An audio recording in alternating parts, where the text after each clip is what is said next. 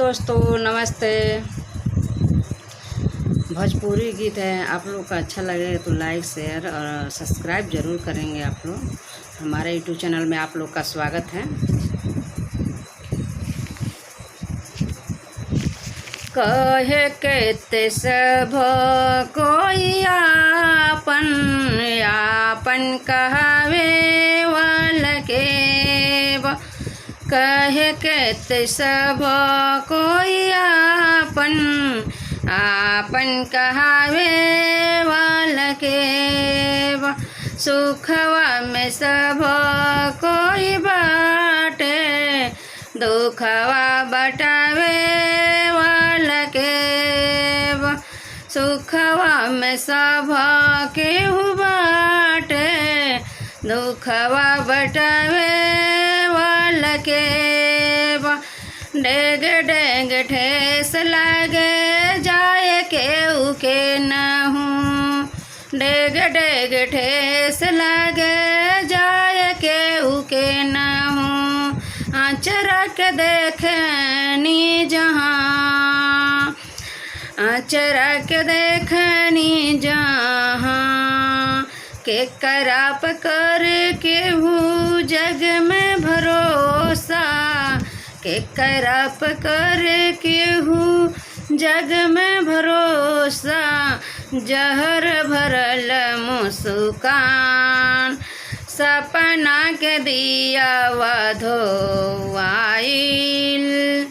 सपना के दिया वधोवाइल जोत जगने वाला के कहे के सब कोई आपन आपन कहवे वाला के कहे के सब कोई आपन आपन कहवे वाला के सुखवा में सब कोई बाटे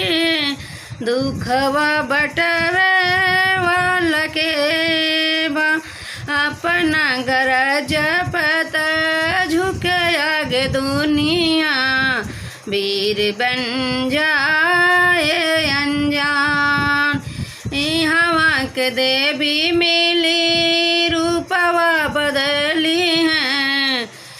हवा के देवी मिली रूपवा बदली हैं कठिन भइल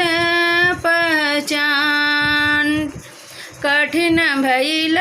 पहचान ठहरेल